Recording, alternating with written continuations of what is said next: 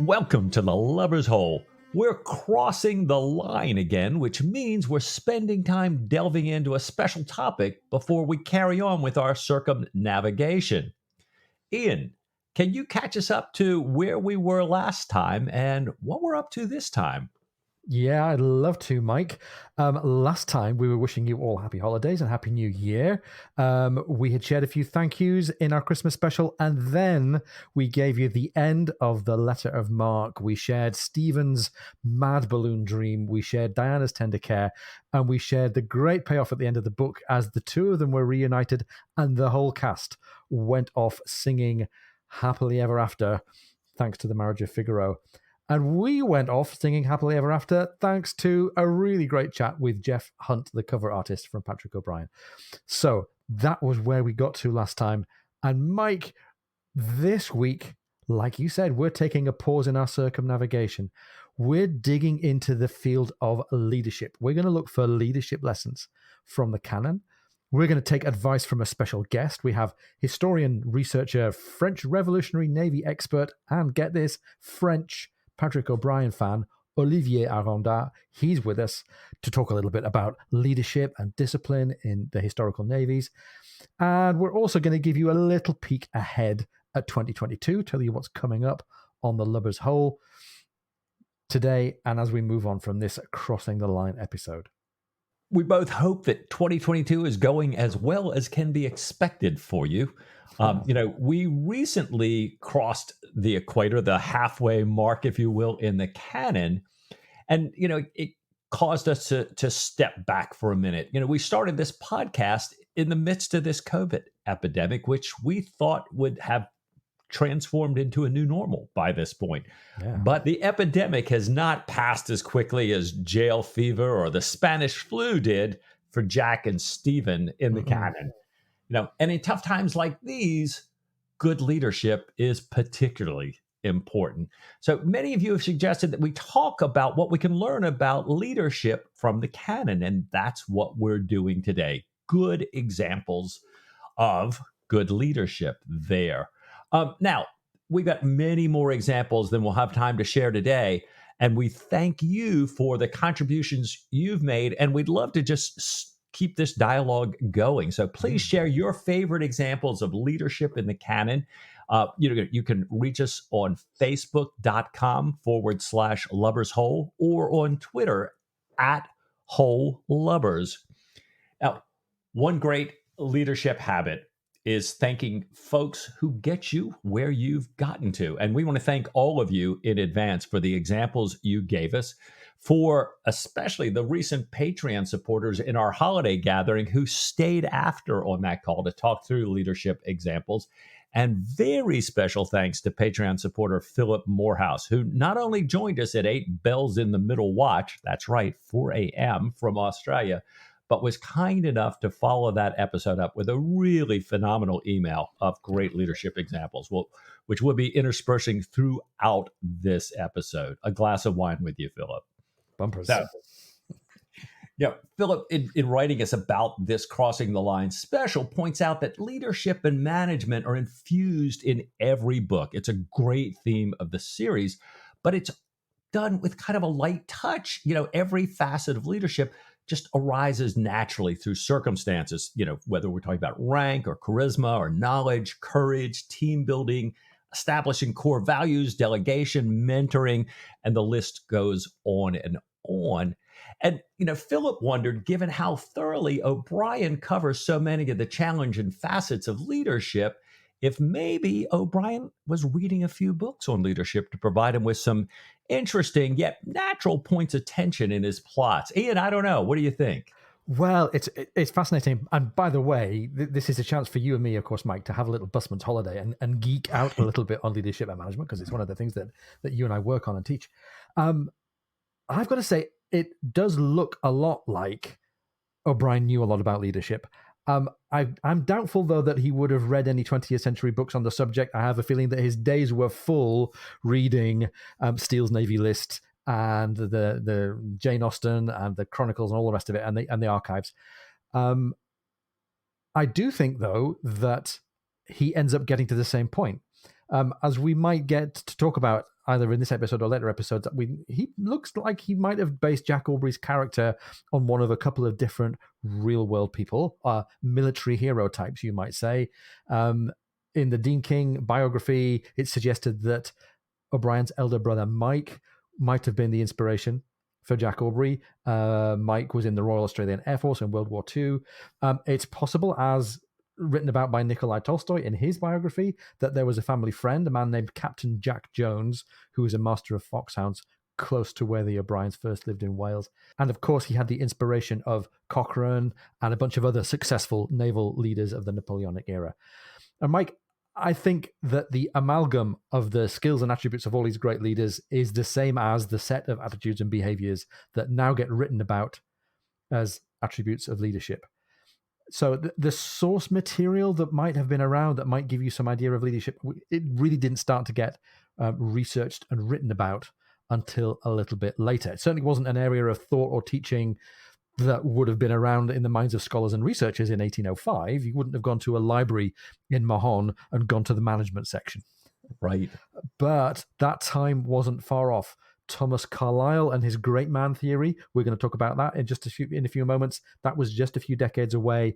Frederick Taylor and the idea of scientific management was coming just a couple of decades after that, even though I suspect that Frederick Taylor is someone that Jack Aubrey would have discounted as Whiggish to a pernicious degree. So maybe the Whiggish innovations in the Navy, in Britain anyway, and in society in general, serve to highlight what were in the early 1800s just the beginning of a whole new wave of ideas and schools of thought about how people should organize and conduct themselves. Yeah. And I think, one of the things that we see right off in Master and Commander, when, Jack crosses that line, and gets his, essentially his first command, is that he learns very quickly how lonely it can be at the top. He feels that tension release of the whole crew on the Sophie after he's come aboard for the first time and then stepped back off. And he realizes to himself that he's now them to the crew's us. And I think all of us go through that in terms of, moving into management, moving into leadership. So, Stephen even points this out. And I think O'Brien uses Stephen to kind of reinforce it. O'Brien writes, Jack and Stephen paced up and down as though they were alone. Jack enveloped in the Olympian majesty of a captain, and Stephen caught up within his aura. It was natural enough to Jack, who'd known this state of affairs since he was a child. That is, Jack had always been in the aura of a captain and other leaders. It's his first time in it. Yep. But for Stephen, it was the first time that he had met with it, and it gave him a not altogether disagreeable sensation of waking death. Either the absorbed, attentive men on the other side of the glass wall were all dead, mere phasmata, or he was, though in that case, it was a strange little death, for although he was used to this sense of isolation, of being a colorless shade in a silent private underworld, he now had a companion, an audible companion. So, I think here we are in that hollowed quarterdeck reserved for the captain there, and or the highest ranking officer. And I think it naturally, for me anyways, you start to ask the question, how do you lead from this remove, from this distance, from this far remote Olympian platform? And it's set up as the first leadership challenge that Jack Aubrey encounters. Now, the prevailing attitude at the time, I think, was that leaders led and followers followed. And it would be easy to suppose, and some people did, that actually leadership was really just about the conduct of individual leaders carrying people along with them. Nelson is quoted by another admiral known as Old Purchase as saying, there are three things which you are constantly to bear in mind. First, you must always implicitly obey orders without attempting to form any opinion of your own. And he goes on some more. And this idea of innate authority and this idea of unquestioning obedience to orders was something that Jack railed against a little bit. And although he was enlightened for his time, he was still suspicious of captains that he thought might have any democratic tendencies. And Jack talks Stephen through the different styles of different captains, mentions darkly that some of them were even rumored to consult with their gunroom officers before making decisions. And he really dislikes councils of war. He dislikes open-ended consultation with his subordinates. Right. So there's something still a little bit old world about Jack. I think he's still pretty okay with this idea that leadership is about the person. And in the late 18th century Navy, that meant leadership being about the man who was the leader. Yeah, and I think you're absolutely right. I mean, in the discussions with Philip, we talked about this great man theory of leadership that you talked to just a moment ago, Ian, and how, kind of O'Brien seems to ascribe this to Jack. It's Thomas Carlyle's work from about 1841, so it's about 30 years after Jack's timeline, but the phrase was absolutely in common use then. Here, if you do a search on great man in the series, comes up quite frequently, in reverse of the medal. So I was told by a great man at the Admiralty. Nelson often described as a great man. And remember that time in the letter of Mark when, Stephen's kind of talking about why in the world people are going out night after night in the rain and the squalls, kind of practicing this cutting out. And Martin says to Stephen, perhaps you're so used to your friend, that is Jack, that you no longer see what a great man he is to the sailors. If he can leap and bound at night in the pouring rain, defying the elements, they would be ashamed not to do the same. Though I have seen some weep at the second assault, or when they are desired to go through the cutlass exercise once more, I doubt they would do so much for anyone else. It's a quality some men possess. Wow. So Jack's got it, whatever the it is. I think, though, Mike, that from right the beginning of the canon, we are shown that this great man quality isn't going to be enough, and we shouldn't take it for granted. And I think we see this really, really clearly when we get into the subject of punishment and discipline and the way that rules are enforced inside this kind of enclosed family of the naval community. This brings about discussions between Stephen and Jack, even early on in Master and Commander and throughout the canon, about corporal punishment and what its purpose might be, and what misuses it might engender, and also what it meant for this social order of the Navy. And there was this sort of slightly old world definition of passing for a gentleman that some of the lieutenants came up against. And Jack, meanwhile, is not a fan of the idea of absolute authority as represented in what he calls a flogging ship, or the actions of a flogging captain. Jack is all about creating a happy ship. He's all about not fomenting mutiny. And he's all about being careful in this balance between discipline and oppression, and not taking his great man status, his leadership status, for granted. So, post-captain, for example, in post-captain and all the way through the canon, we hear about Jack's own previous experience as a foremast hand. It says here, as a disrated midshipman, he'd served before the mast in a discontented ship on the Cape Station, so he knew it from the other side. He had a great affection for the foremast Jack, and if he did not know for certain what would go with the lower deck, he was at least quite sure what would not. So this little bit of Jack's backstory becomes important to him not being one of these absolute tyrannical commanders. And later on in the letter of Mark, read this piece about his role models. He says, he resumed his steady to and fro, repeating Harvey, Fisher, Whitaker. This is him telling over the names of his men. It was a captain's duty to know his men's names and something of their circumstances, and hitherto he had found little difficulty even in the ship of the line with 600 or 700 aboard. So, Mike, rather than just being a tyrannical absolute leader, we're getting this portrait painted of Jack's quality as a good leader being about him being empathetic and being connected to the crew. Absolutely. And I mean, even, in big and little ways, this idea that, every time they're going into action, Jack is kind of like, have they all been fed yet? Or let's do that. Or, the cutting out ships are pulling up. Ooh, let me go walk down and talk to everybody and ask, hey, did you get a good meal? You ready to go? And he really takes us, even beginning early in his command, about appreciating that, people have different capabilities, but they can all be useful. I mean, he sums it up in Master and Commander when, they're getting various and sundry people on board. And he's saying, well, even that person, has two good hands who can pull on a rope. And, and that I just love Jack kind of, it would be, I think, very tempted for many people once they've reached this haughty position to forget. And Jack, having served that time, does not forget. He's right there. And I think he also tries to pass this perspective that he has, this empathy that he has, onto his officers, sometimes not entirely successfully.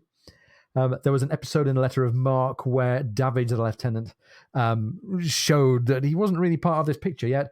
"Silence there," cried David, striking at a man's head with his speaking trumpet. Jack went below, and after a moment he sent for David.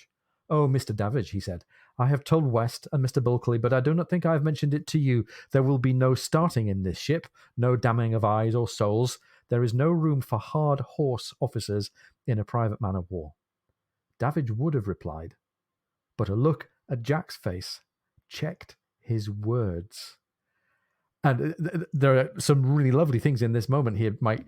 First of all, by not tearing Davidge a new one on the deck, but going below and summoning him below, he's showing a bit of respect for Davidge and his position in the crew, and he's then modeling to him how he liked Davidge to conduct himself. He's being gentle. He's giving his feedback in private. He wants to point out the negative behavior that he wants to avoid, what he calls hard horse tactics, and emphasizes this is a choice that Davidge has. And Mike, it's a really great little piece of leadership, a great example of Jack being something like a role model. And before we get too carried away with the virtue of Jack and his perfection in some way as a role model, we should remember as well that O'Brien shows us some negative role models as well. Yeah. So it's like, let me prove it by the exception here. Or I think here Jack is is a bit of the exception, because we get plenty of times throughout here where Jack's just demonstrated by the look on his face to Davidge that he knows about hard horse tactics and could demonstrate them if he had to, but he's not making that choice. Unlike folks like Lord Clonfert. I mean, we have actually in Mauritius Command almost a veritable smorgasbord of differences in leadership here. Clonfert, who is this vain, kind of lacking self-confidence, really unable to work as a team, kind of more this, really inwardly directed, very poor leadership, compounded by, personal problems of his own as well. Yeah. He considers Jack a rival. And, since, listeners, if you've been with us up until now, we're trying not to throw in any spoilers after where we are in the episode. But if you haven't read Mauritius Command, put your fingers in your ears for a second. That, after Jack has a great victory, Clonfert commits suicide. Just can't handle that this rival is getting some glory here. And we have this fascinating thing. We see Jack in that book as a captain of a ship. Like he's on the boat of sea, he's working to bring the crew together. He inherits all kinds of different men. He's got English prisoners he takes aboard from this French ship that he's captured. He has, a whole host of various and sundry characters. The Admiral foists a bunch of defenders upon him. So these people are about to be, court-martialed. And he has to get all of these, plus his old followers and the people that know him, has to bring them all together here. So he's doing that on his own ship, but then he assumes the role of Commodore. And now Jack is a leader of leaders, including this Lord Clonfert that we said, including a Captain Corbett, who is an absolute kind of epitome of a flogging captain, just absolutely abuses his men, is kind of all show and flash, and in fact, kind of, back to the rolling grenade under the cot of the Vietnam days, it's suggested that he's wounded by his own men later in fighting and dies in this fight. But so we've got these, and maybe capping it all off at a grand level is Admiral Bertie, who is just this vacillating, self-serving guy who kind of comes in at the end and snatches Jack's ultimate victory so that he, the admiral, gets the credit. So we've got these guys, and we have a few guys like Lieutenant Harry Keating, who a little bit more kind of along Jack's line. So, O'Brien, while telling a fabulous story, is really giving us, as you say, in these contrast effects. Yeah. And one of these big contrasts and one of these flogging officer types is almost the undoing of Jack right at the beginning of the canon.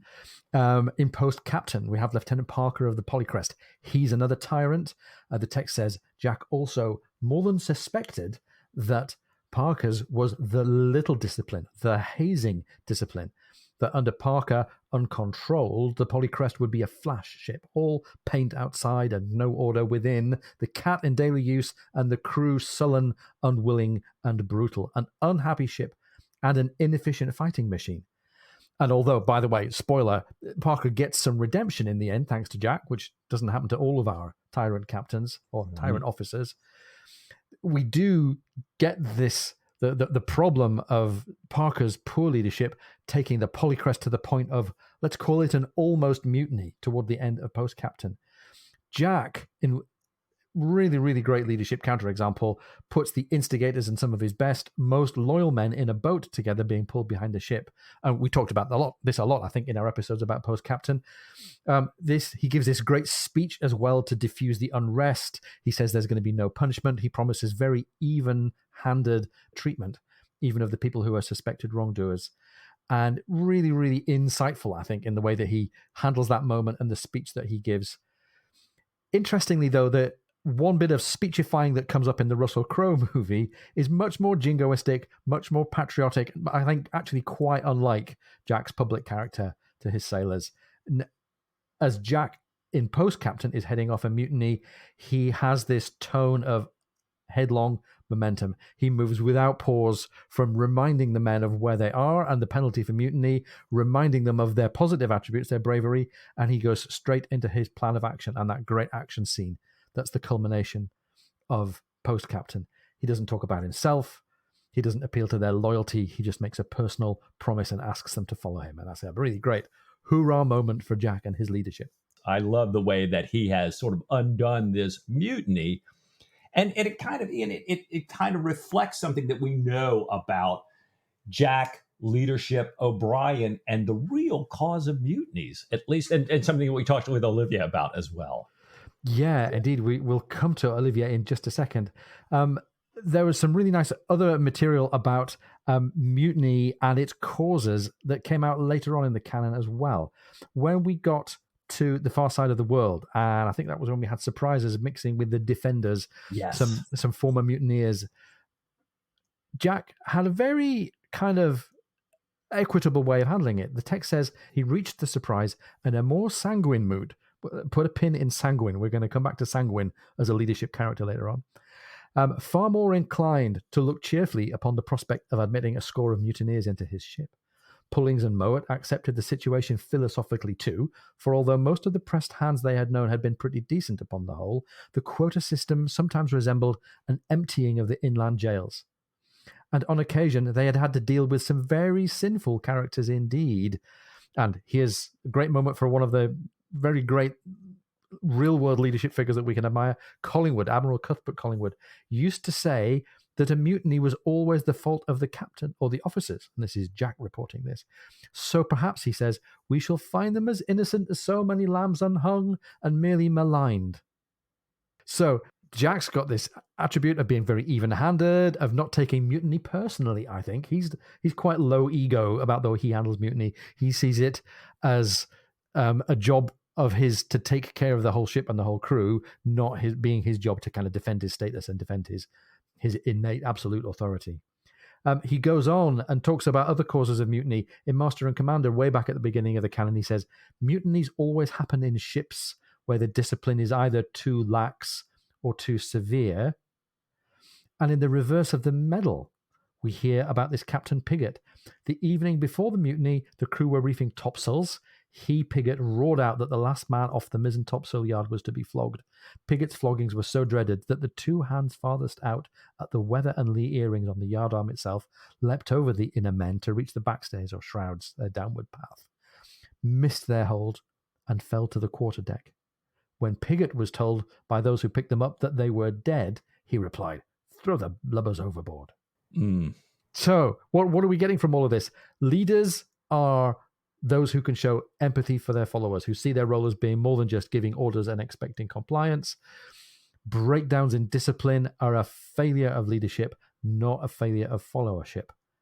And maybe this time, late 18th, early 19th century, was an era then when the idea of natural discipline and innate authority was being eroded in society, certainly in service life, in at least some small ways.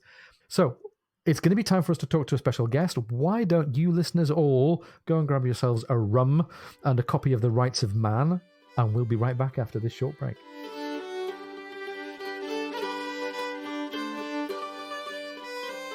If you're enjoying the podcast, please come and join our supporters on Patreon. Go to patreon.com/lubbershole.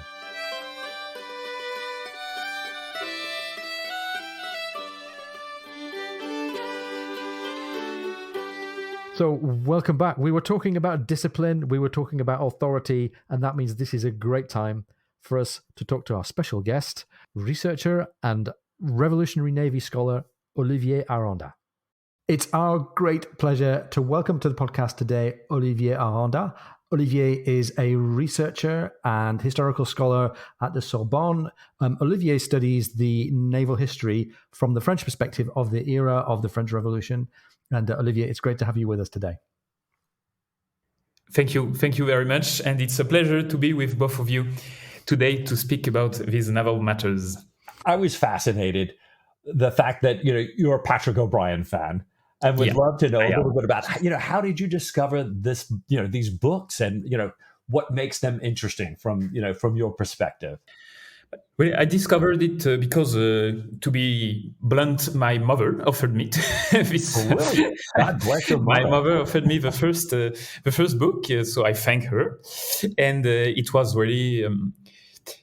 What is striking, because I was very young. I was in middle school, so I was kind of a nerd, as you know. I was obsessed with books already, and what struck me is as a Frenchman, you set foot on a completely different world, because these things are not at all known.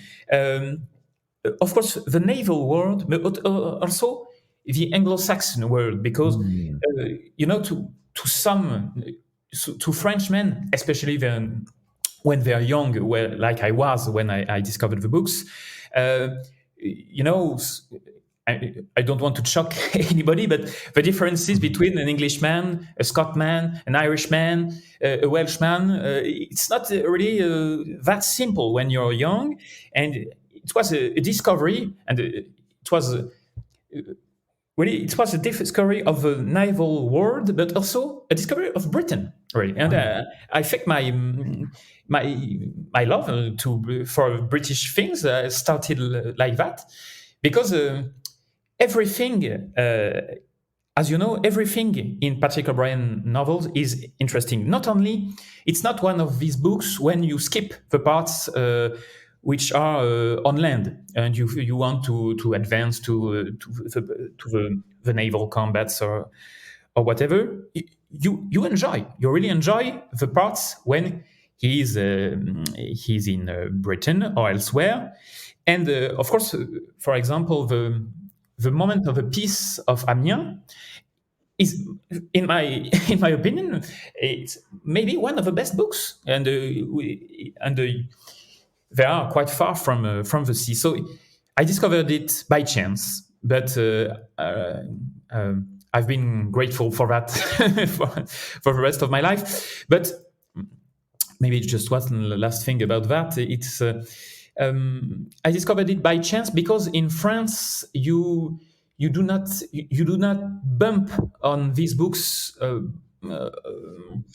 via, of course, school or things like that. So so you have to rely on chance, and because of the community of seamen really in France is quite small, but when you dig a bit, you think you understand that there are some people who are interested. I did a podcast from one of maybe the biggest podcast about history in France, which is called Parole d'Histoire, Talking History. And we talk about the movie and the books, and I think it was quite a success. Nice. So one of the little pieces of humor in the Patrick O'Brian books is the way that he describes, first of all, language mistakes that Jack Aubrey makes in English. And also in one or two of the books, he has good fun with the way that French people speak English, and he kind of has this comedy thing with Captain Christy Pallier trying to speak English to his colleague. How does he do the jokes in French, and does he manage to make it still funny for French people? Because humor is a very specific thing. I think humor is absolutely central to Patrick O'Brian's work. So, and I think as I have read these books when I was young, of course, I've read it in French. So, and they are very well translated, and that's important because, of course, these jokes they work perfectly in French, and it's really, really something marvelous because. First thing is it's really striking and surprising to be seen, of course, as a Frenchman, as the opponent. When I was young, I was thinking, but we are the good guys. So, why are they talking about tyranny and things? The British monarch, of course, is the tyrant. I've read it in the Marseillaise, so it must be true. So it was really striking and thoughtful, really, because as a young man, again, it makes you think about the. Well, it's really plain to say, but to think about the differences in culture. So to make yourself at the place of someone else. So it's really important, and the humor works. One of my best moments is when during the Peace of Amiens. I don't know which book it is.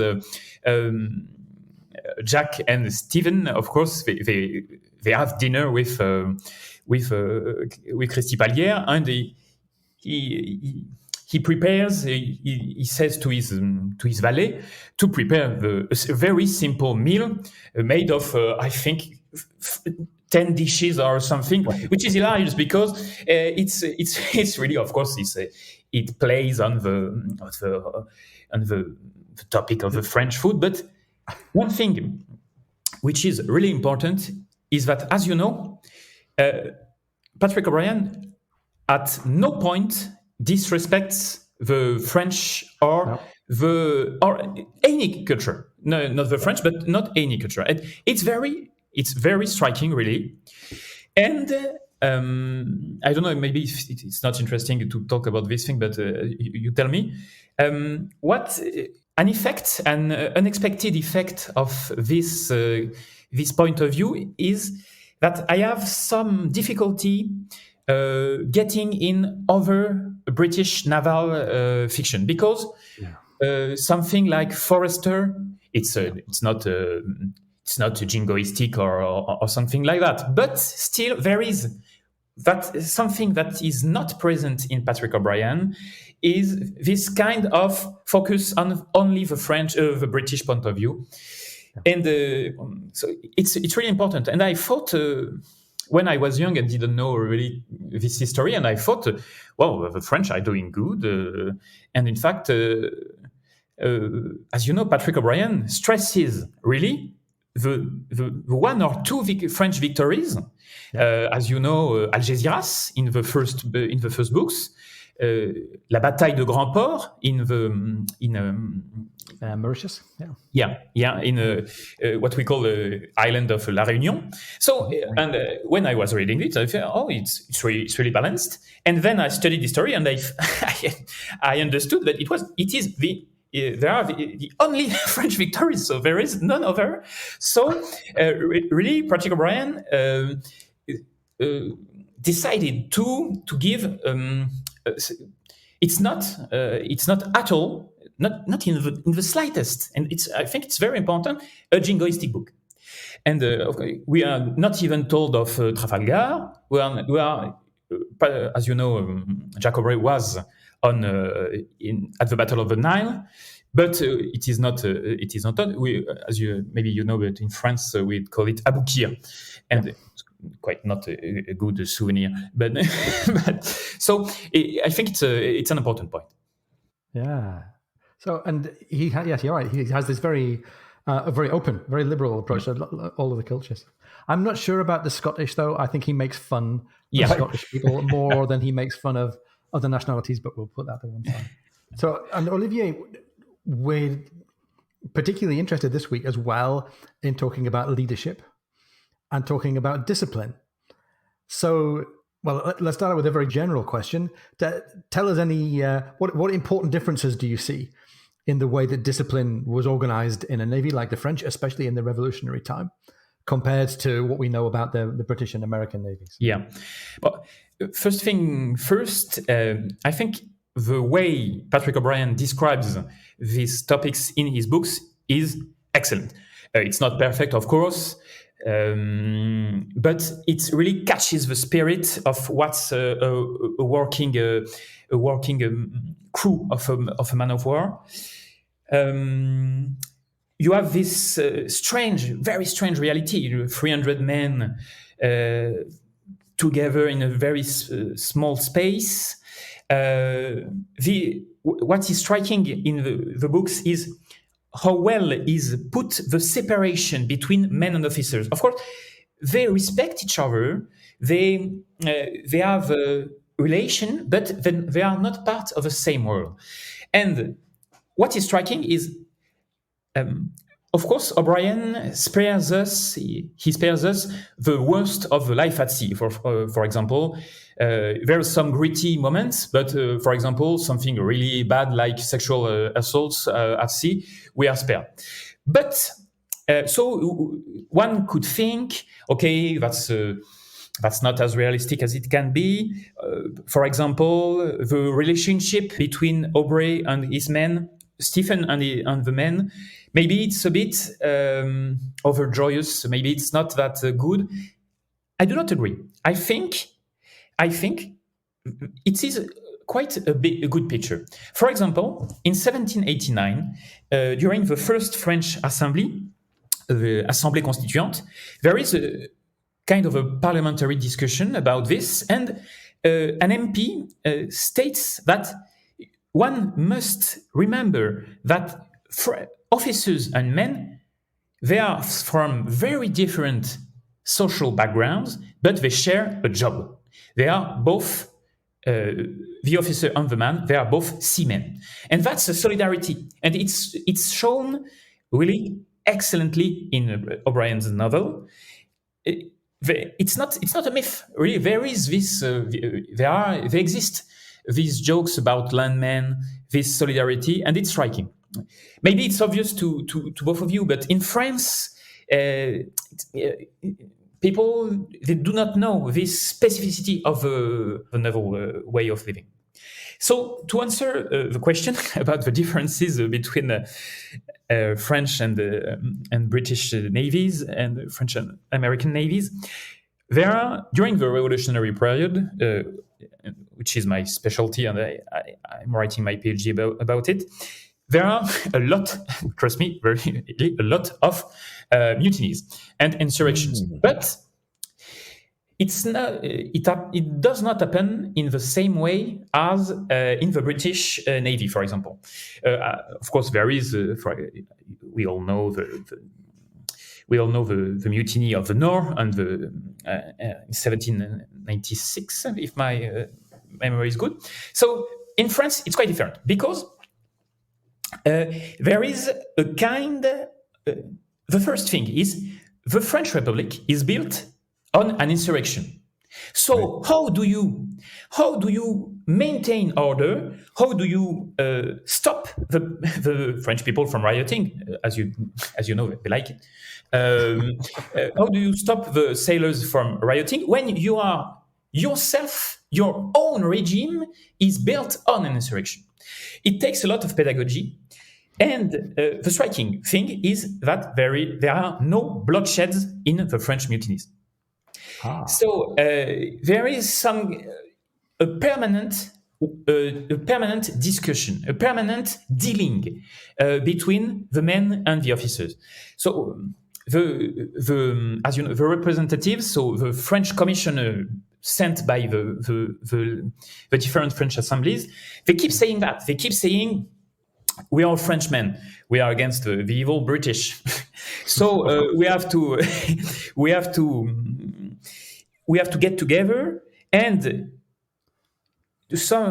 often it does not work. The sailors keep striking. They keep not doing what they keep, of course, fleeing, deserting. But the main thing, and I will write this in my PG, there is no bloodshed. So there is a kind of gentleman agreement that when you are on a French ship, you can ask for better food, you can ask for better wages, or simply to get your wages paid. But most of the times it does not work.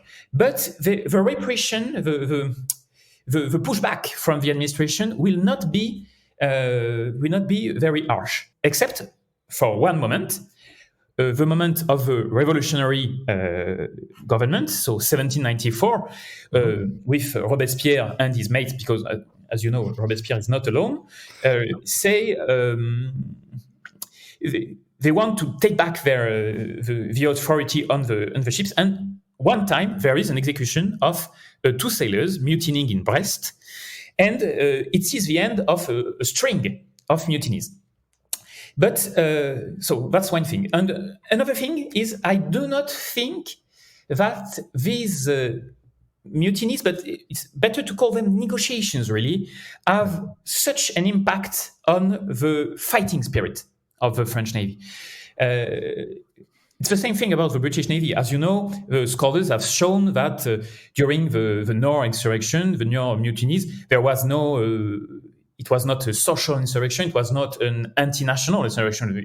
The British sailors said really clearly, if the French go to sea, we weigh anchor and we go to fight them.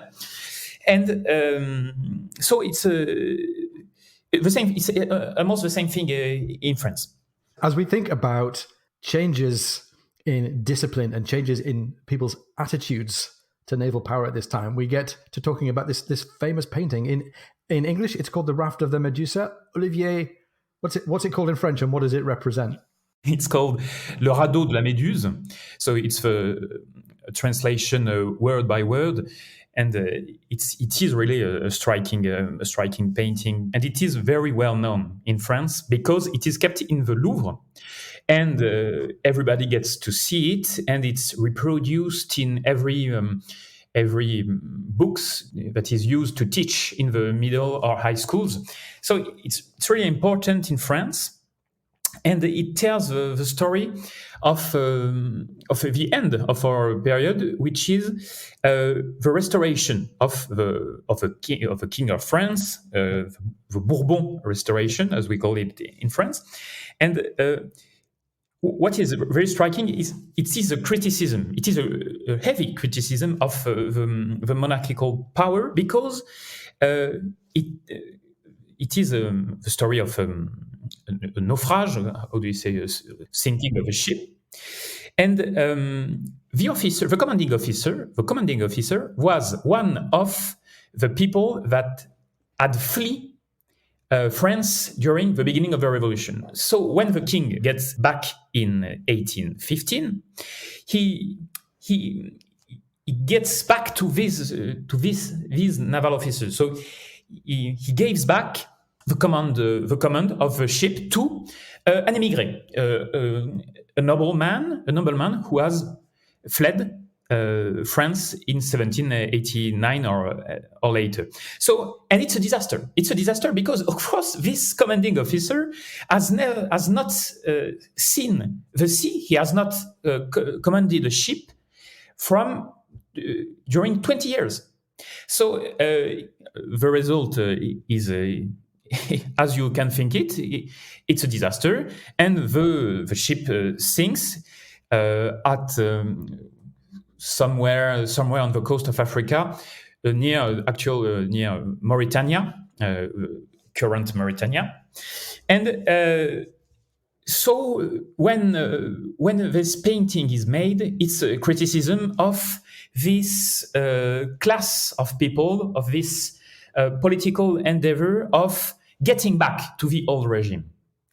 And so that's why it is really well known in France, besides, of course, its artistical value. And it's a very dramatic painting. I mean, we'll present an image on our social media. By the way, it's been used in the UK as an album cover, a very disrespectful album cover by a rock band called The Pogues. But that's another story. It's a very dramatic, very, very kind of almost romantic style painting. And it's portraying something that's clearly meant to be seen as a real human catastrophe. Yeah.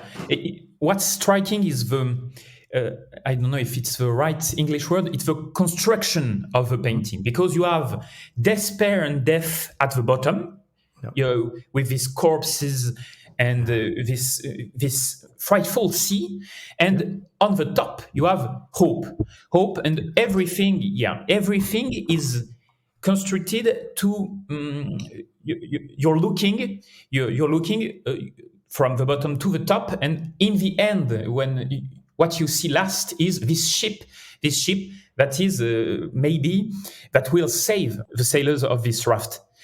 And what is striking, there is, and that is even in France not well known, that there is a second dimension to this painting. It is the racial dimension, because one thing that is seldom said in France is something which is obvious. It's the man on top of the raft is a black man. And that is that's not a detail. It's really important. And this painting is also a criticism of, as we say in French, la traite, the passing of black people from Africa to America. So, and this dimension was a bit overlooked during a long time, because the man who served as a model, I don't know, to help the painter to draw his characters, was a black man living in France, and so we are in the context of the new slavery in France, because, as you know, Napoleon, not one of his best deeds, did reenact slavery in France. So we have this. It's a really political painting. You have this criticism of the ancient corps of officers. We have this criticism of the ships, the slaving ships. So different dimensions, and of course the artistical dimension, which is striking, and the idea that, of course, the officers, and especially the commanding officer, were under their task. Yeah. Wow. It's really fascinating and interesting as well to hear that it's such an important part of what you learn in about art and about culture in French school as well. That's great. Yeah, thank you. Well, I was really struck when you asked me to talk about this painting, because it's such classic in France. So it's the point of making these discussions. The references, of course, are very different between countries, and that is I would like to know which painting, which part of naval culture is known of everybody in Britain or in America, and not in France. I don't know. Maybe, I don't know. I'll tell you the two that come to my mind for British people, and Mike, tell us what you think from the American side. Off the top of my head, Olivier, I'd say there's a famous painting of the death of Nelson, where he is apparently saying "Kiss me, Hardy" in the in the orlop. I think is it the midshipman's berth on the Victory, which is a completely fanciful painting, but it's very famous. I think probably the most famous outside of the history of naval warfare, the most famous iconographic picture is probably the Fighting Téméraire, which is Turner's painting of the old warship, the Téméraire, a captured French ship. This one is also very well known in France, so I'm not surprised of this one. But it's of course it's really, really, really striking. Yeah, fantastic. Thank you, Mike. How about for naval art in the US? I don't have the naval art history that you guys have. So the thing that comes to my mind, and perhaps it says something about the U.S. Navy, is Washington crossing the Delaware. Which is kind of standing in the prow of the boat. It's a small boat, right, with him standing there like that. But I'm sitting here thinking, going, as far as things that would jump to front of mind, except for a naval enthusiast, it's probably that one. Yeah. So these were obviously times when the life of the sea and ships were important to our cultures, and they were associated with changes in power and revolution, and when naval technology was a representation of lots of what society could do. Wow. Olivier, we've talked a little bit about the sources. There's also a rebuilt or a restored French naval ship of the era as well. Yeah. It's the Hermione, because I've painted to you a grim portrait of naval matters in France, but it's not completely true. During the last 2 or 3 decades, we have seen a pushback. We have a full minister of the sea in France. I don't know, so because as you know, maybe some listeners do not know it. In France, Cocorico, we have the second biggest EEZ in the world.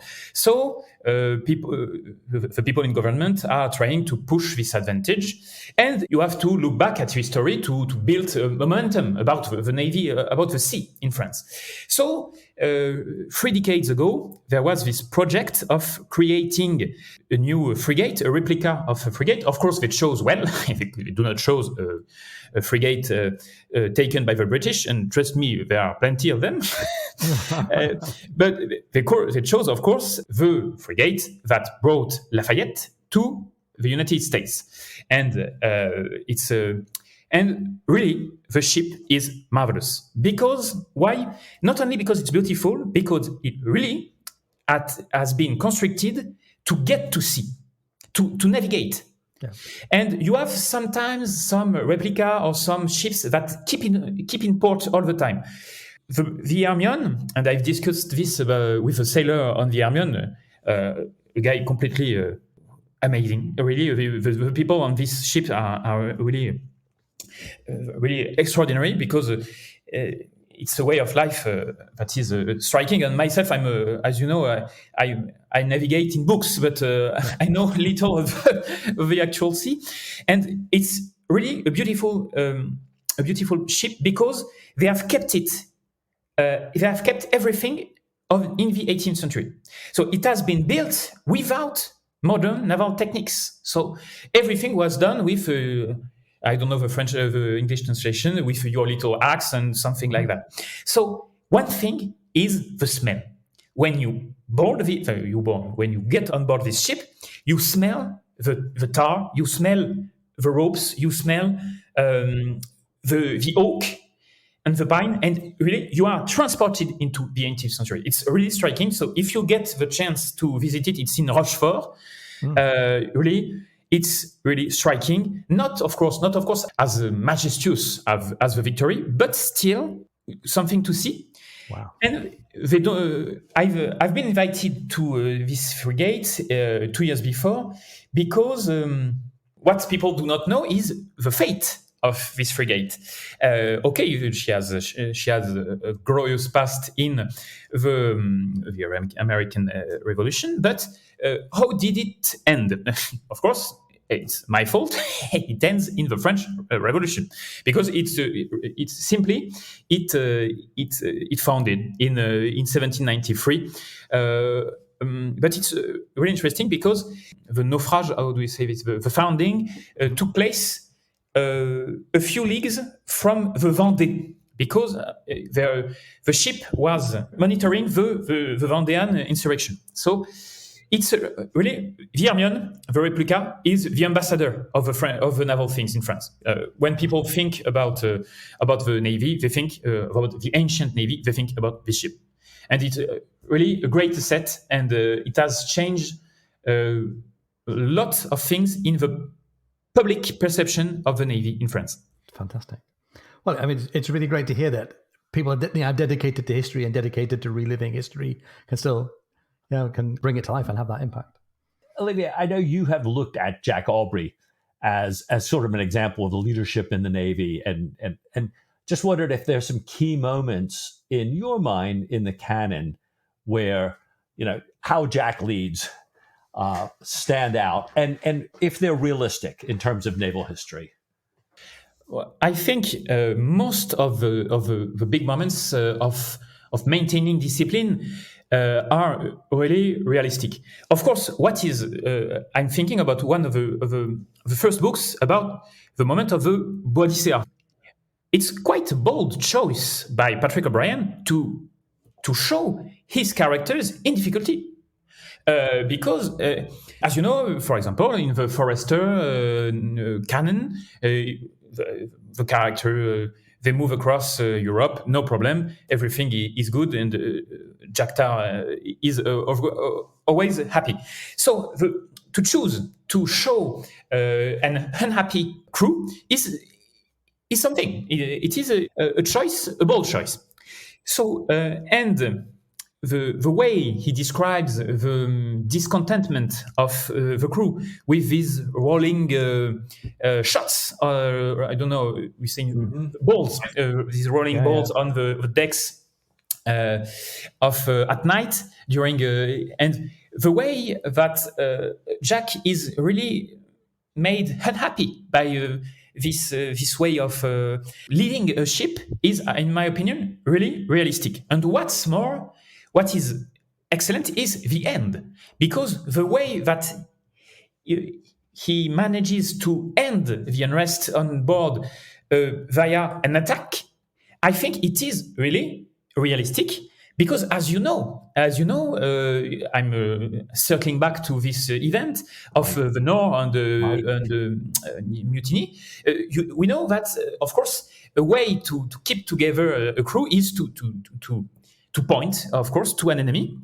Yeah. And the same thing can happen in France. So whenever there is disorder, one motto comes back every time is, of course, you have a French captain or a French officer that says, it will all benefit to the English. And of course, a French crew cannot accept that.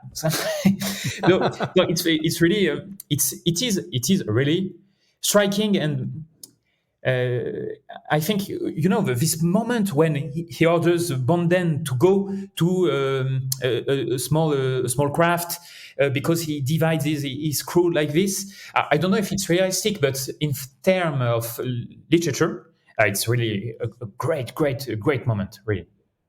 Yeah, couldn't agree more. And he's taking a big risk as well at that moment. Right. Yeah. And it has a big effect on Bonden and the rest of the crew. I think it's fantastic. Yeah. And it's really striking because in the way it's written, when he says the peak moment has passed. So it was just a moment when it's in French we say ça passe ou ça casse. So it breaks or it goes on. And it's really a wonderful moment. Maybe we could have had more of this, because in the end, it's not a critic because I revere Patrick O'Brian, so I wouldn't dare. But maybe we could have had more of this way of these mutinies. Well, there is also, of course, the problem of women on board that later in the canon, but that's a completely different thing. Yeah, it's really fascinating. And very often I get this impression that Patrick O'Brian is writing about the Navy, at least the British Navy, as a family. Yeah. Right? And maybe also you might say about all of the seafarers, because there are these connections with American sailors and also in a few cases with French sailors, like the family of seamen. And I think there are some moments when he could get some more tension out of the family. It's really a striking point. But one critique that one can make to this work, and it will be really the only one, is that Patrick O'Brian is kind of taken in the historiography of the wars of the 18th century being, respectful wars. In French, we say guerre en dentelle. It means war in a good frock or something like that. Because it's the idea that there were no really bloodshed. The important thing is after, this motto of after every fight, you invite the defeated officer and things get on, and everyone is happy. And what's striking is also the fact that sometimes Aubrey is taken by French officers, and then of course he's stuffed with French food. But this point maybe it's a bit exaggerated, because you have to keep in mind that not about the officers, but about the violence of warfare at sea. So it's really not a picnic. I'm not saying Patrick O'Brian describes it as wonderful, but maybe it understates the grittiness of naval warfare at sea. Yeah. It's a really good point. Olivier, thank you very much. This has really been a fascinating conversation. We've really enjoyed it. What's coming next for you? What's happening next in your researches, and what's coming next in your academic life? Well, I have started to write my PhD, so it's kind of a big leap forward for me. I hope I manage, and I will publish 2 articles that maybe are of interest, especially because they embrace the Atlantic world and not only a French point of view. I will publish an historiography of the French of naval matters during the Revolution from the British point of view, and not the French. So maybe it would be of interest to see how the French see the British. if you follow me, fascinating. And my main point, is that the British historiography of the revolutionary naval wars has been, during a very long time, way better than the French one. Why? Because the French academic debate during decades and decades has been, as I told you, about who is the bad guy, not between the British and the French, who is the bad guy between monarchists and republicans in France. So there was books and counter books, if I might say about, Robespierre is a monster, no, he's a good guy, and the Navy has been enlisted in this fight about whether it's a good thing. So in fact, the historiographic school that had some better overview was the British one and the American one, of course. One of the I've read an article really striking that says Mahan is primarily, I don't know if I pronounce his name well, Alfred Taillard Mahan was primarily an historian of the French Navy. And it's not untrue, because he keeps telling the wrong way of doing naval wars is fighting like France, but still he's speaking about France. So the best scholars of the French Navy and the naval realities of the period have been British and American for a long time.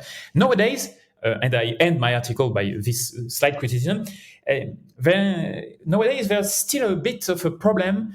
Is the British scholars, for example, their work is excellent, but they tend to have a reluctance in really taking the time to understand the complexity of the revolution, of the French Revolution. Yeah. Because, of course, it's complicated. Even for French, when you teach, I have done it, when you teach the French Revolution in French high school, it's a nightmare, because it's, of course, it's so complicated, but it's also very important. So, but some English-speaking scholars have a difficulty to really dig deep in French in French archives, speaking, of course, because you have to speak French. Most of them do, of course, but it's a difficulty. And in some works, even, for example, the works of someone like, it's not important, the names are not important. I've read some great work, but in the middle, there is a huge mistake about the French Revolution. Something like not considering Robespierre, for example, as an extremist. It may shock some British and American listeners, but Robespierre, he's really not an extremist. In fact, there are plenty of people on the left of Robespierre. So, of course, one is entitled to an opinion. You can think what you want of these revolutionaries, but when you write history, you have to start from the reality, and the reality is that Robespierre, in fact, was not so, in the context, of course, of the French Revolution, was not so much of an extremist. So that's my article will be about that. Ah, fantastic. Nice. And if people want to follow you on social media, Olivier, how can they find you? They can find me on Twitter. My name is Olivier Aranda. I just have my name, and I will try to tweet maybe a bit more in English because really there is a fascinating community on Twitter, international community of scholars and aficionados, if I could say, about naval history, and it's really a pleasure to exchange about these things, these matters. And really, if you have any question about the French Navy of the Revolution, you can ask me on Twitter. I speak English a bit, as you can hear, so I will be able to answer, and it would be my pleasure. Oh, thanks so much. Well, it's been great to have the time with you. We really appreciate you taking it, and look forward to a continuing conversation as we work our way through the canon. And best of luck. Thank you very much. Thank you. I can't wait to be popping a cork with you, or as we would say in POD, having a glass of wine with you. Yeah. Both will do. Right. Fantastic. Thank you. What a great time talking to you, Olivier.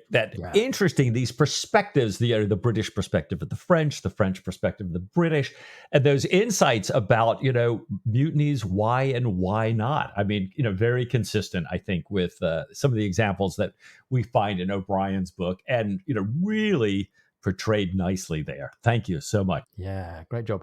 And we're going to continue our nerding out now. We're going to dig some more into other aspects of leadership. And having dealt with the subject of discipline and breakdowns in discipline, let's talk a little bit about the positive side. Let's talk about the things that leaders do to bring good performance and to bring success out of their teams. And I think there's a lot in the canon for us to learn about mentoring, about how Jack brings good performance out of people by putting them in situations and letting them learn rather than simply directing them. And Mike, that you and I have thought about and taught and read books by people like Hersey and Blanchard and John Whitmore and Charles Handy. There's loads of 20th century teaching on leadership that says that leadership is about being able to elicit good performance without directing it and commanding it. We have this great example when a young midshipman, Lord Elphinstone, brings awkward Davis up on a flogging charge. And Jack, once again, takes his officers into a private space for a bit of a corrective conversation here. And he very gently explains to Elphinstone that Davis is a special case. Jack says he is a little odd and he's always been allowed rather more leeway than the others.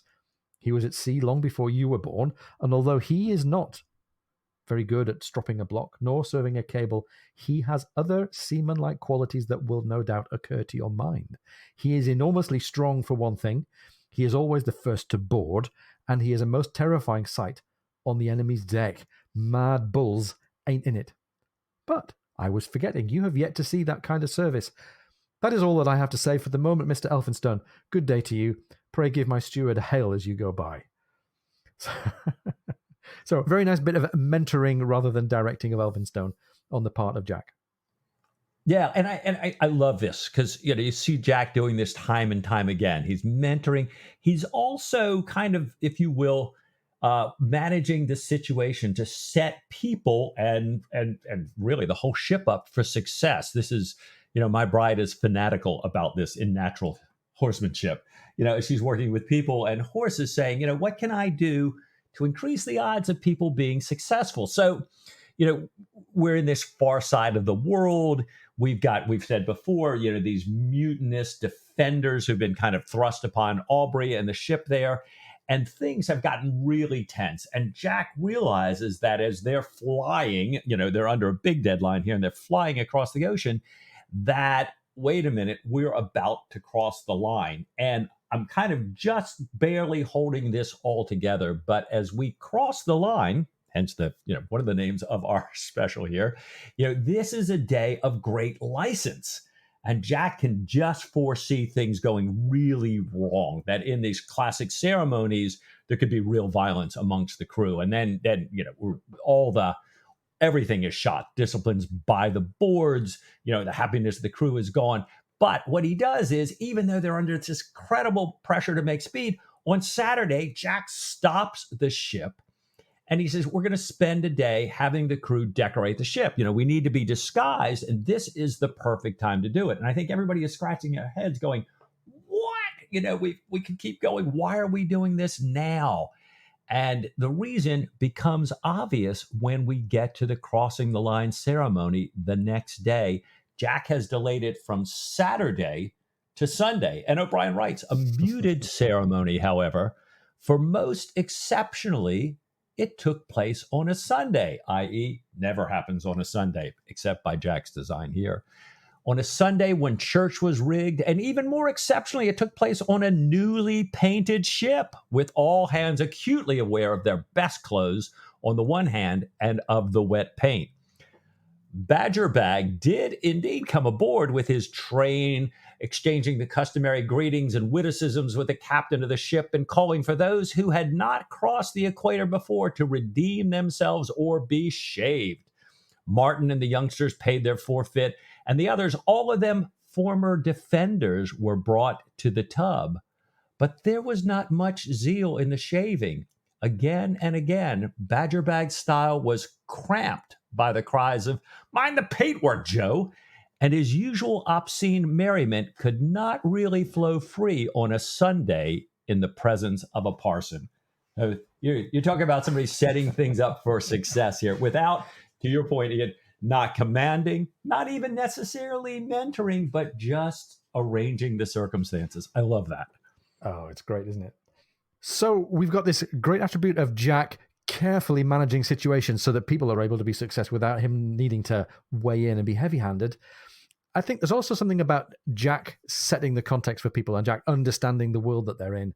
Thank you once again, Philip. You reminded us of some of the writings of Max Dupree, American businessman and author, who said the first job of a leader is to define reality. And actually, Jack does a really good job when he's at sea of balancing his assessment of the continually changing situation. The crew, the ship, the enemy, he's always realistic but yet optimistic. And Jack's showing, I think there are two of the four temperaments here that are at one in Jack. One is the temperament of being sanguine. We said very often that, or O'Brien refers to Jack as being sanguine. Sanguine means being optimistic and, looking ahead in a positive and optimistic way. Jack is also, I think, phlegmatic. He's able to be kind of blunt and straightforward and unassuming as well. And this takes us into the world of the Stockdale Paradox. So here comes a quote from Admiral Jim Stockdale. Jim Stockdale was imprisoned in the Hanoi Hilton, the prisoner of war camp in Vietnam, where he survived torture for 8 years. And he was speaking to Jim Collins, author of the book Good to Great. And Stockdale said, "You must never confuse faith that you will prevail in the end, that faith that you can never afford to lose, with the discipline to confront the most brutal facts of your current reality, whatever they might be." So this is not about simplistic optimism. When Collins asked Stockdale who were the ones who died in this prison camp, he replied, "The optimists." He explained that these blind or simplistic optimists kept believing that we'll be out by Christmas or Easter, Thanksgiving, and then they finally died of heartbreak. They didn't confront the most brutal facts of their reality.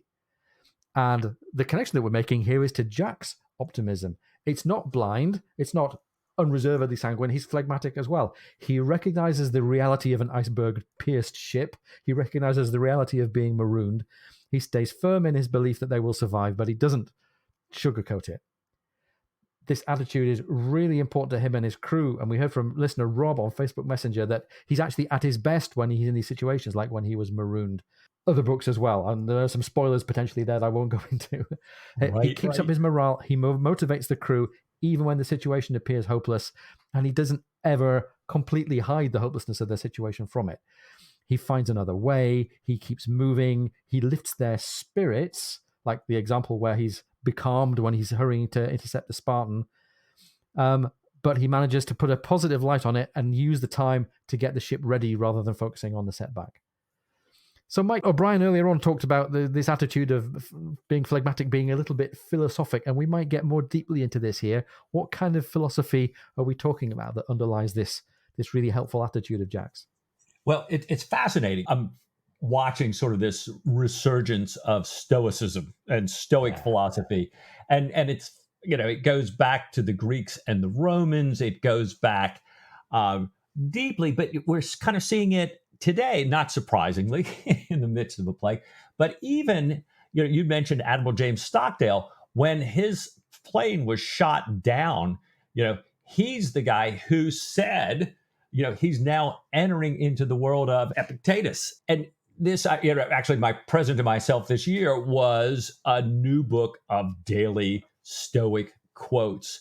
So, the first day, January 1, 2022, the quote here is, "The chief task in life is simply this, to identify and separate matters so that I can say clearly to myself which are externals not under my control and which have to do with the choices I actually control. Where then do I look for good and evil? Not to uncomfortable externals, but within myself, to the choices that are my own." And I think, this Epictetus that I believe, if I'm remembering right, a slave who was kind of one of the writers of Stoic philosophy, is saying, like great leaders say today, it's fascinating to be, and you and I talk to a number of leaders and work with them in strategy and management consulting. And, you ask people why they succeed, and they always point back to something they did or their teams did, what they made happen. You ask people about epic failures, things that really went wrong, and they point to things outside themselves as if to say, well, there's really nothing we can do about that. And Jack is not doing that here. Jack worries about the things that he can control and doesn't, and works on those rather than talking about all the things that are set against him here. Yeah. Thank goodness Jack Aubrey had no Twitter and no doom scrolling. Right. Well put. So besides, I think, being able to manage his own perspective on the world and project that to the rest of the crew, I think Jack as a leader is also great at selecting and building people to be in a team. A great leader understands the importance of getting the best players in their team. You'll notice here that sporting metaphors occur a lot in the language of leadership and the idea of teamwork. Starting with coaching and player and extending on into other things as well. Jack goes to great lengths to put together good teams. We have the episode where he's building his new crew in Shelmerston just a few episodes ago. He's looking for the best of the best. And this is another echo of Jim Collins in Good to Great, who said, who comes before what? Getting the right people on the bus is more important than deciding where you're going. Crew selection, crew promotion, crew advancement are topics that exercise Jack a lot. They also bring Stephen into play. And I'm interested in this because so far this has been a bit of a character study of Jack. When we look at the moments of selecting and building a team, Stephen, Jack's trusted and particular friend, often jumps in with good results. There are still mistakes. We have unwitting mistakes, like letting Mr. Hullum aboard out of pity in The Far Side of the World. And in those situations, we still get catastrophic results. But Stephen is often involved. For example, screening out pressed men on compassionate grounds. In the Ionian mission, he turns to this guy, who's this very unhealthy guy who's been pressed. He says, you lift heavy weights. Here are the signs of an incipient hernia. I'm afraid we shall have to refuse you. It's not serious yet, but you are to drink very little ale or wine and no strong waters at all. You are to forswear tobacco, that nasty vice, and to be let blood 3 times a year. And we're all reading that, cheering on Stephen, not only for being a humanitarian towards this individual, but also for being a great helper of Jack in putting together a team that's going to be coherent, that's going to have some strength of purpose and some cohesion as they work together for Jack. Yeah, and he really takes this idea of building a team. He really takes this idea of seeing his people in who they are and what they bring to the mission to a further degree than I think many of the people who are like, look, I'm the captain, I'm the, and you just go right on up, all the people that Stephen talks about, that authority corrupts here. And so we've got even what seems like a small example, a couple of small examples in this letter of Mark. O'Brien writes that the Shelmerstonians, as they're weighing anchor, began to sing a shanty. And O'Brien says, which had never happened in her life as a kingship. That is, the surprise had never had a shanty sung there. Working songs not being countenanced in the Royal Navy.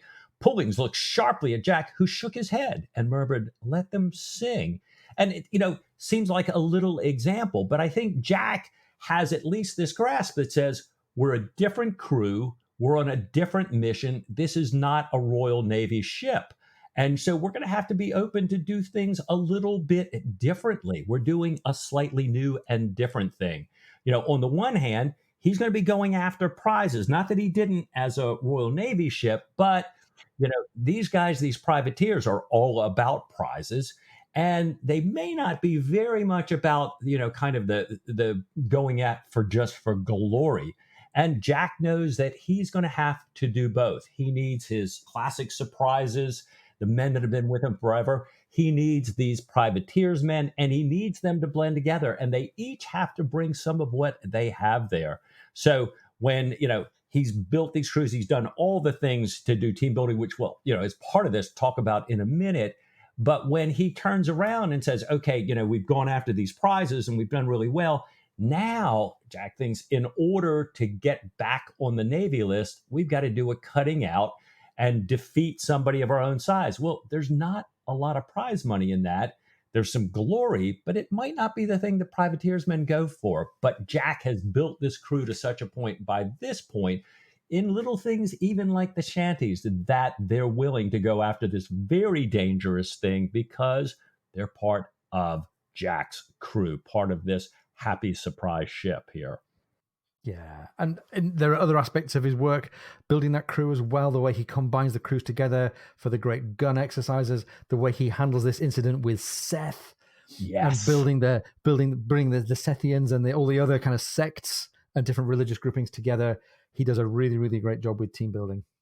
So besides being great at pulling a team together, he's actually very self-aware, very insightful at bringing together people who have complementary strengths to him. He's not threatened by people who kind of complement or even show into relief some of his weaknesses. He's delighted to have people around him who are better than him in some areas. The obvious example of this is Stephen.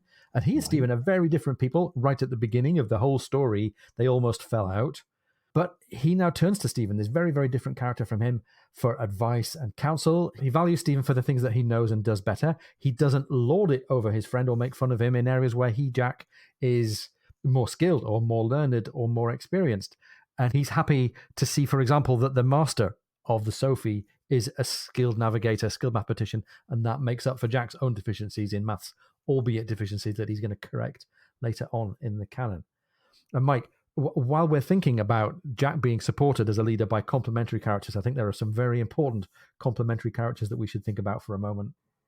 Oh, I think you're absolutely right, Ian. And, in the interest of time, let's just go straight to one that doesn't get as much airtime. But when we think about those who succeed in the canon, even when the odds are stacked against them, leaders who, if you will, have far less resources or positional power, but succeed nevertheless, I think we don't have to look any further than Sophie. Talk about a complementary person that surrounds Jack that, she oftentimes acts as Jack's compass.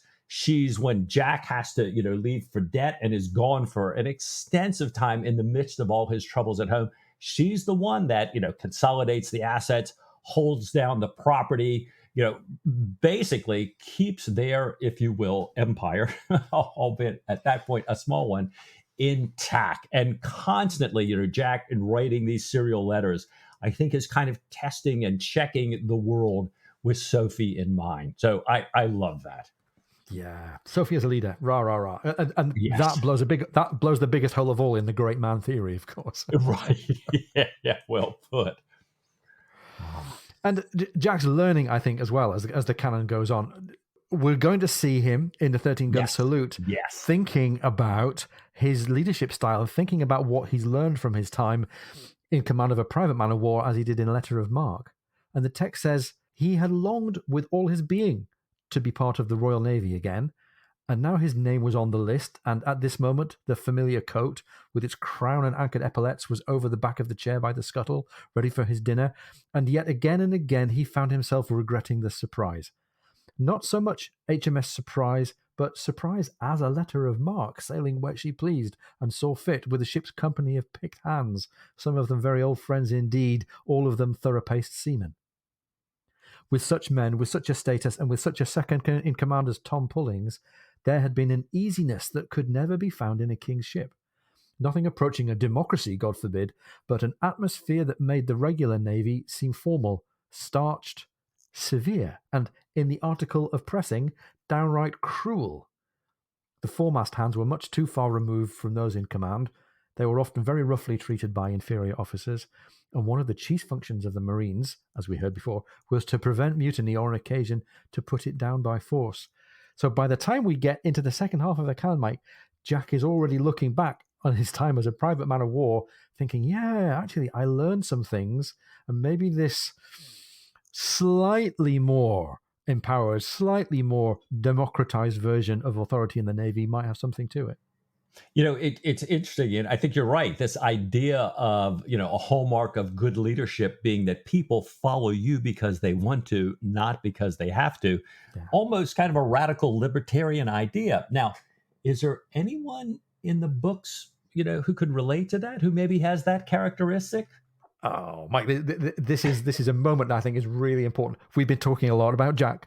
We've talked a little bit about Sophie, but we've got to pick up some leadership lessons from our other hero, Stephen Maturin.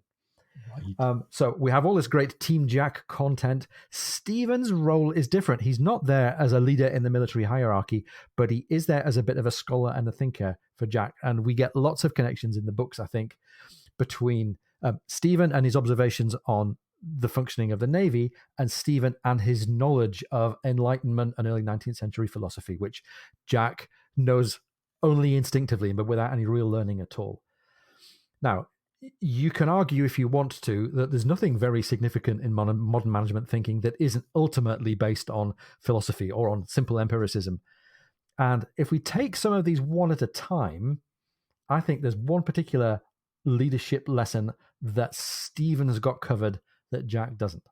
So this mentoring idea that we talked about in the first half of the show, the lesson is that if you choose to inquire and observe rather than dictate, you can be a better leader. Well, do you know what? That's Socrates. Socrates and the whole of the rest of his school taught us that sometimes we learn by observing and stepping back. And all the stuff on mentoring and the leader as coach, Jack clearly has a grasp of, even though he wouldn't label it as that. We've had this, the great men theory, and also the fact that sometimes duty and hierarchy and authority compel men to act. And Immanuel Kant talked about sacred duty. Jack, I think, has got that covered. It's certainly the basis for most military models of leadership thinking. If you've read the books or seen the TED Talks by Norman Schwarzkopf and Stanley McChrystal, that's part of their context for thinking about leadership. And then, Mike, we've got your lesson about stoicism and calm. If you seek to be virtuous and if you remain calm in the face of adversity, you can live a better life. That's the Stoics, led by Zeno and, of course, Epictetus. This underpins a lot of what we would now these days call resilience and emotional intelligence and ethical leadership. And again, look at the books and the TED Talks from Daniel Goleman, Brené Brown, the Dalai Lama. I don't think Jack can claim to be quite as enlightened as the Dalai Lama or Brené Brown, but I think this stoicism is certainly a thing that he's got covered.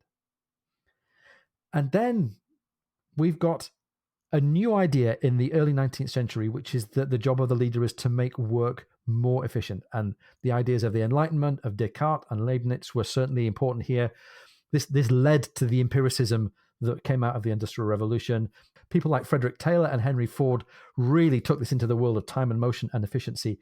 This is the philosophy that I think Jack was actually suspicious of. He kind of denigrated this as Whiggish thinking, but it was certainly beginning to pervade big military organizations like the 19th century Royal Navy. And maybe by thinking about it philosophically, Stephen could have helped Jack out a little bit with this, even though Stephen, I think, would reject narrow utilitarianism. I think Stephen would reject the purpose of making warfare indiscriminately more efficient, but I think Jack could have learned a little bit. And then finally, let's talk about the lesson of Voltaire and Rousseau and Jefferson. And if you want to look at books and TED Talks from the 20th century, Bruce Tuckman, Abraham Maslow, John Cotter, Daniel Pink, Simon Sinek. Humans care about how they're governed. Humans prefer to be governed in a way that represents their wishes. Humans prefer to work in a way that helps them attain or secure freedom. And this is this whole democratizing, somewhat liberalizing trend that we've seen. We've seen it in management and leadership thinking, especially since World War II. I think, Mike, this is very close to being one of O'Brien's personal points of view, as opposed to being one of the points that he admires but doesn't espouse deeply. Right. And therefore, I'm interested in this because this point of view of democratizing and liberalizing leadership, it certainly comes up in the conversations that Jack has with Stephen Maturin. And Stephen is Jack's scholar on the idea of liberty. Stephen is often referred to by others in the books as a friend to liberty. And it's not a leadership or a management lesson in the pure sense. But I think if there's anything that O'Brien is trying to teach us about leadership, it might be this, that we should be suspicious of unowned authority and that we should look for chances to make people more free rather than less free. There's a great quote, a couple of great quotes in Master and Commander. Stephen says, "I have nothing to do with nations or nationalism. The only feelings I have for what they are for men as individuals." That's in his conversation, I think, with Lieutenant Dillon. And Stephen remarks about how cheerfulness goes, gaiety of mind, natural free-springing joy. Authority is its great enemy. The assumption of authority is an antidote to joy. And he gets talking to Jack as well in The Fortune of War about the nature of governance. He says, man is a deeply illogical being and so must be ruled illogically. And he goes on to talk about utilitarian logic and the case for building cathedrals and finding piety, even in the context of a royal dictator, a king or a queen. So there's some great philosophy, and Stephen represents that, I think, and he really completes the leadership picture for me, on top of the great things that we've learned from Jack's experience and Jack's overcoming of some of the counterexamples that we've talked about.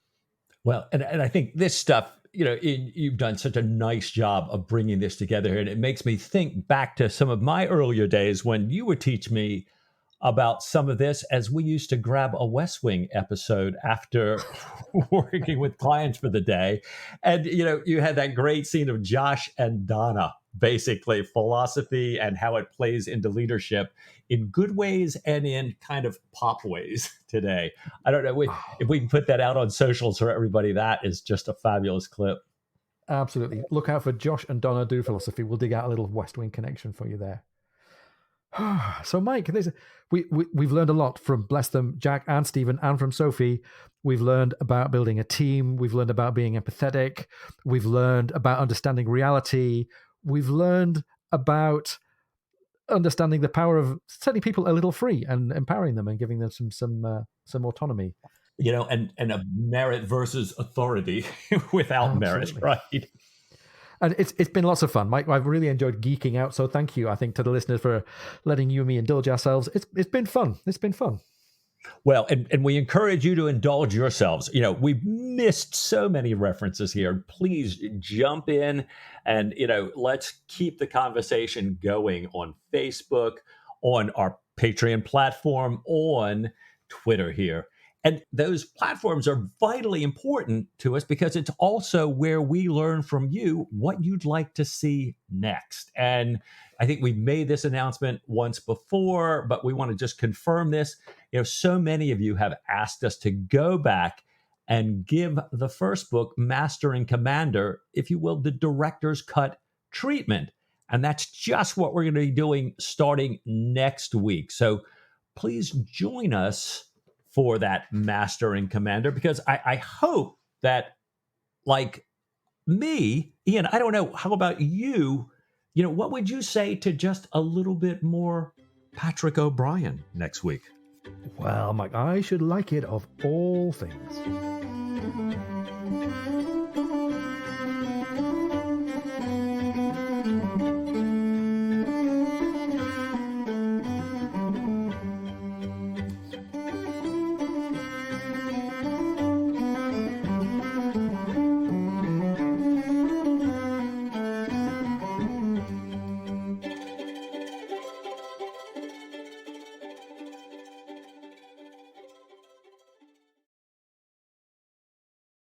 Admiral Jim Stockdale, who died in the Hanoi Hilton in this terrible Oh, prisoner of war no. camp. Wait a minute. He didn't die. He did not. No. He was in prison. He survived it. Yeah, who survived. Right. God, I don't know. Thank you. Very good. Well, that's a spoiler.